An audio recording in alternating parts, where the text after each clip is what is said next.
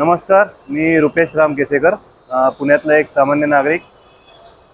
पुणे महानगरपालिकेने 2018 मध्ये पुणे महानगरपालिकेची जी काही नवीन एक्सटेन्शन बिल्डिंग आहे, या बिल्डिंगच्या एंट्रन्सवर व्हर्टिकल गार्डन ही कन्सेप्ट अवलंबून एक ग्रीन वॉल तयार केली होती। त्या ग्रीन वॉलच्या माध्यमातून ही जी काही भिंत आहे ही जिवंत करण्याचा प्रयत्न करण्यात आला होता, पण ही भिंत योग्य निगा न राखल्या गेल्यामुळे आता त्या भिंतीमध्ये जे काही रोपं लावण्यात आली होती, जी रोपं सावलीमध्ये देखील वाढू शकत होती, अशी रोपं सर्व जळून गेली होती।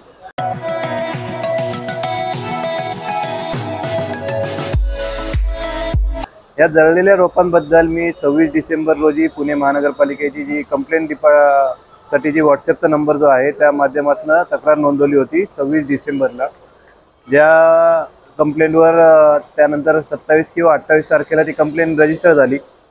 त्यानंतर त्याच्यावर कारवाई होणं अपेक्षित होतं, पण ती काही कारवाई झाली नाही। जेव्हा फिजिकली जाऊन प्रत्येक डिपार्टमेंटमध्ये जाऊन चौकशी केल्यानंतर एक्झॅक्ट डिपार्टमेंट जो होता तो भवन रचना विभाग, त्या भवन रचना विभागामध्ये जाऊन भेटल्यानंतर मग त्या तक्रारीवरच्या हालचाली वाढल्या। त्या हालचाली वाढल्यानंतर त्यांनी जी ग्रीन वॉल आहे त्याच्यामध्ये जी काही सुकलेली रोपं होती ती सर्व सुकलेली रोपं काढून जे आता आपण बघू शकतो की पूर्ण ज्या कुंड्या आहेत त्या आता कुंड्या सर्व रिकाम्या झालेल्या आहेत। तर त्या कंप्लेंटमध्ये मी मागणी केली होती की ही सर्व जी काही सुकलेली झाडं आहेत, सुकलेली रोपं आहेत, जी सावलीमध्ये देखील चांगल्या प्रकारे वाढू शकणारी होती, मनी प्लांट सारखी काही रोपं होती, तर त्यांना योग्य प्रकारे पाणी न दिल्यामुळे ती रोपं सुकली होती।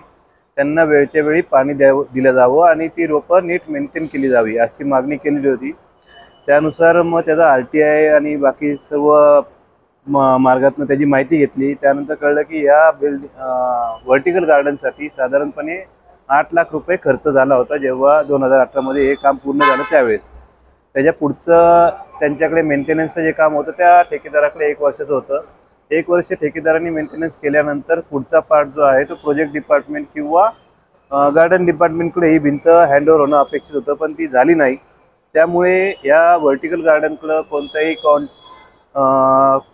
ज्याच्याकडे जबाबदारी असते अशा कोणत्याही व्यक्तीने त्या भिंतीकडे लक्ष न दिल्यामुळे ती भिंत सुकून गेल्यामुळे त्याचा जे प्रवेशद्वार आहे कॉर्पोरेशनचं, हे प्रवेशद्वार विद्रूप दिसायला लागलं।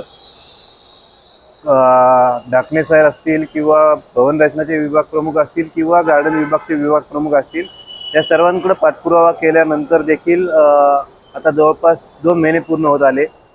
26 डिसेंबर ते 26 फेब्रुवारी, आता आज 2 महिने पूर्ण झाले, तरी देखील या प्रश्नावरती कोणतीही कारवाई झालेली नाही आहे। फक्त सुकलेली झाडं काढून टाकण्यात आली।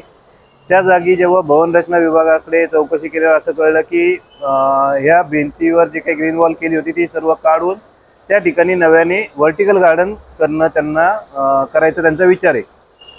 व्हर्टिकल गार्डन करायचं म्हणजे व्हर्टिकल गार्डनला केलेला जो खर्च होता तो सर्व पाण्यात जाणार होता। जर आता समजा त्या ठिकाणी क्लॅडिंग केलं, नवीन क्लॅडिंगचं त्यांचा प्लॅनिंग होता, क्लॅडिंग केल्यानंतर व्हर्टिकल गार्डनचा खर्च सगळा वाया जाणार किंवा त्यानंतर त्या ठिकाणी जे काही दुसरं नवीन प्रपोजल ते तयार करणार त्याच्यासाठी ॲडिशनल खर्च होणार होता। व्हर्टिकल गार्डन ज्या परिस्थितीमध्ये आत्ता आहे याला जर मेंटेन केलं तर ही जी काही पुणे महानगरपालिकेचं प्रवेशद्वार आहे हे अजून चांगल्या प्रकारे दिसू शकतं, चांगलं त्याचं सौंदर्य फुलून उठू शकतं। त्यामुळं जो खर्च केलेला आहे तो वाया जाणार नाही आणि पुणेकरांना चांगली व्हर्टिकल गार्डनची एक कन्सेप्ट या ठिकाणी दिसू शकते। त्यामुळे पुणे महानगरपालिकेकडे ही विनंती आहे, तुम्हाला जेवढ्या गोष्टी मेंटेन करणं शक्य होत असतं त्याच गोष्टी तुम्ही करत जावा। TV10च्या माध्यमातून हा विषय जाधव सरांनी मांडल्याबद्दल, त्याची दखल घेतल्याबद्दल TV10 आणि जाधव सरांचे आभार। धन्यवाद। मित्रांनो, आमचा हा व्हिडिओ शेवटपर्यंत बघितल्याबद्दल धन्यवाद। तुम्हाला हा व्हिडिओ कसा वाटला हे खाली कमेंट बॉक्समध्ये आम्हाला नक्की कळवा। धन्यवाद। If you like the video, do like, comment, share and subscribe.